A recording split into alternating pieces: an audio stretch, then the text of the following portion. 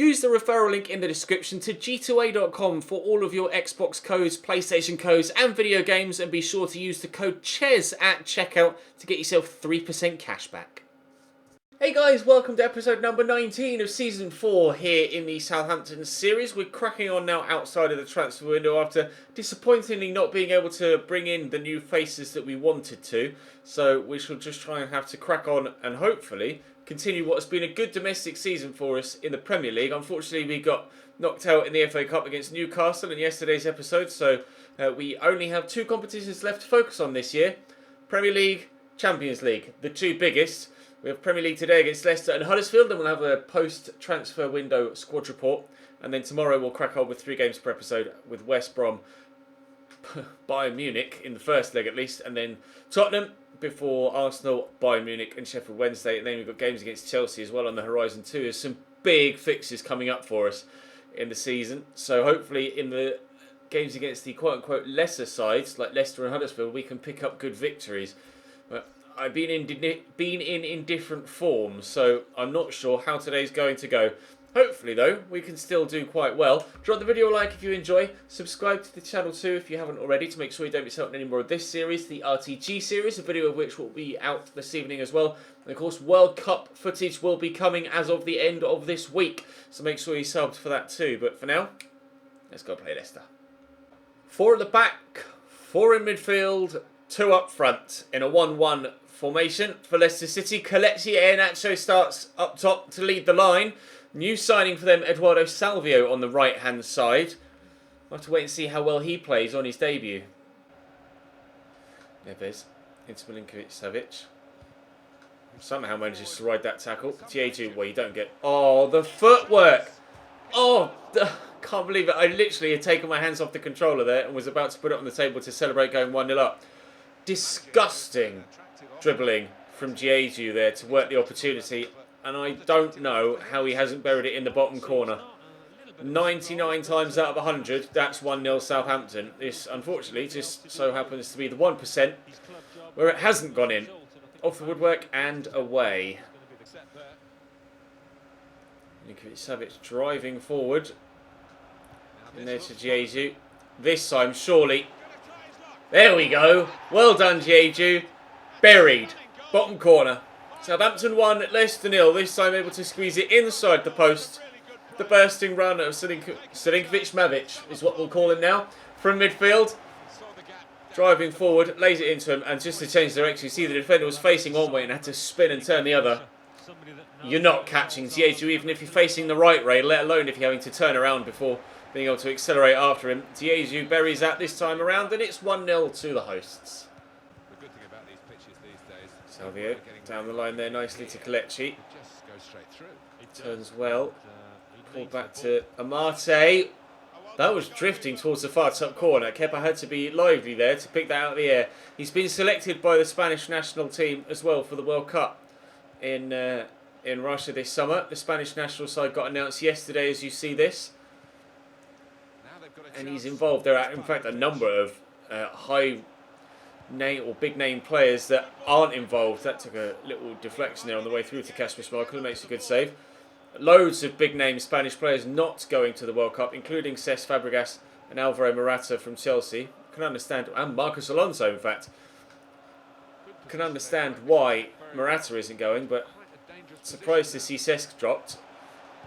And Marcos Alonso as well, but they're obviously looking to different players. We'll see if Spain can actually do anything at the World Cup. I will do a World Cup predictions video when the time comes, when I've got a little bit more spare time, but right now we're concentrating on trying to put Leicester to bed, and if Borja Mayoral could have made it 2 there, we might well have done that. But into Milinkovic-Savic. 1-2. It wasn't the 1-2, but Savic, good block by Velkovic. Time for a corner, and in it comes from Ruben Neves. They had 61% possession in this game. We haven't been able to find a second goal yet. Absolutely dominated the ball, but no extended lead. At least we've got the lead in the first place to try and extend. And Diego can't find his way past the defender. Odriozola will pick that up and lay that back. Ruben Neves has a bit of space, but he's fired it over the bar. Kelechi to Ndidi. Tackled rather simply by Skriniar. Goes central here to Jeju. Leon Bailey's on the run. Beautiful pass. Keeper has come. He's not going to get there. Oh, Leon Bailey. That's outrageous. I thought the keeper was going to come, and he didn't quite come as far as I thought he might. Oh, and I'd already thought in my mind, I'm committing to the lob. He came just a little bit too far, Kasper Schmeichel, and didn't track back enough. But as a first-time lob, that's delightful. Absolute perfection from Leon Bailey. That's a very, very good goal. Southampton 2, Leicester 0. Neves through the gap to Jeju, out wide there towards Borja Mayoral, but not able to steal it away from him. Oh, stealing it? Yep, stolen it away from the keeper there as he's driven it across towards his defender. Oh, we are going to make it 3. I wasn't sure for a moment. Southampton 3, Leicester 0. Game over. Tierney. Where have the defenders gone? Plenty of space for the cross. Unfortunately, Mbaye wins the header, but Ruben Neves brings that down. That's moving.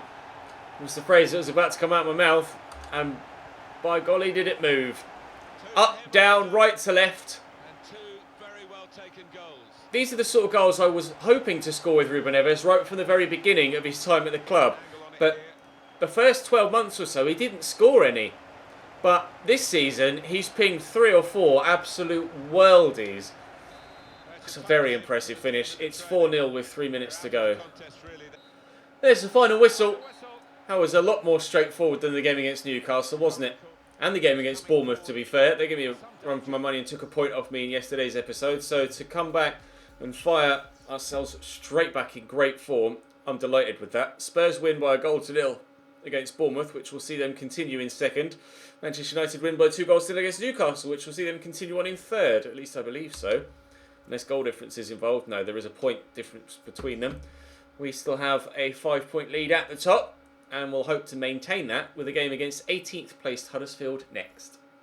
Forgot to show you the in-game menus with regards to the starting 11s. So, matching my 4-2-3-1, they've got Schubert in goal, Juncker at left back, Tessio, Jurgensen, Levaya, Akeche, Pritchard, Spanberg, Mounier, Williams and Evans, I believe that is in the midfield. So, it's not a very strong Huddersfield side. But to be fair, I've not fielded a very strong Southampton side either. As you can see, it's fully rotated other than Milinkovic-Savic and Arutha Balaga.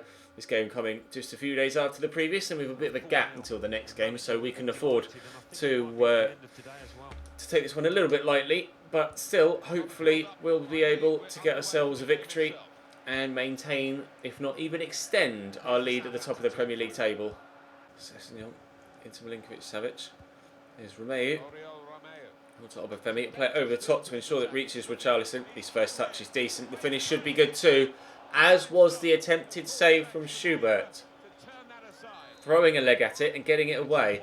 Corner whipped in, and it's a poor one, rather frustratingly. Never mind, we'll stay at 0-0 for now. Could yet make it 1-0 from this move, but I quite like that free kick actually, but we've played on. Bit of footwork from Richarlison that didn't actually materialise. Cross it into the middle, and of all the people, Oriol Romeu, but never mind. Richarlison into Obafemi. Nice turn, arriving in Sofiane Boufal. Actually dropped the shoulder and go back the other way. I couldn't place the shot as well as I wanted to though. Got underneath it a little bit and lifted it over the top of the bar rather frustratingly. Got it out of his feet well, but it's really poor effort. Milinkovic-Savic.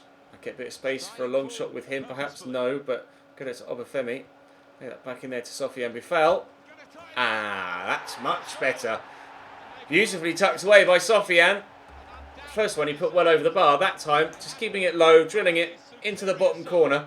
Beautifully placed as well. Didn't put too much power on it. Just put it exactly where he wanted to place it. Right at the keeper's reach. 1-0 Saints.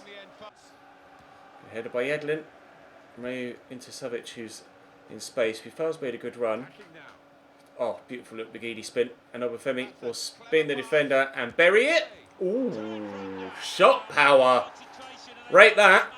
2-0 just before half time with just 60 seconds left before the whistle goes. Southampton foul again, instrumental, lovely turn, and it's the power of the shot that beats the keeper there. It was past him before he even knew where it was. 2-0 Saints. Mounier. Well, that's not gone well. I don't know why Pritchard's played that pass. I mean, it's not ended in a goal. So yeah, I was going to say it's nearly ended in a goal anyway. I don't know why he passed that. He was clean in. Obviously didn't fancy his pace. Didn't trust his legs to carry him the entire way. Felt like playing the 1-2. As it turns out, terrible decision making from the Huddersfield man. Terrible decision making from the Southampton man as well to play that pass where he did. Now Akeche's in out wide. Cross could come in here from the Spaniard. It has, but that will be a keeper's ball. No, it won't.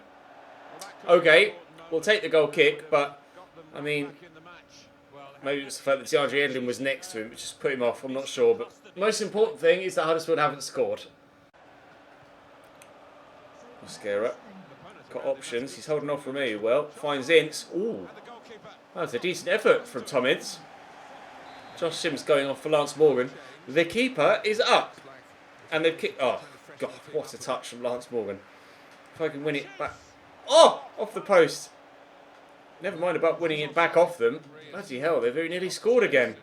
2 minutes added on at the end of the game. It's going to be victory here for us. It might have been in question had either of those chances gone in for Huddersfield Town, but we will continue on in the final few moments and try and score a third if we can.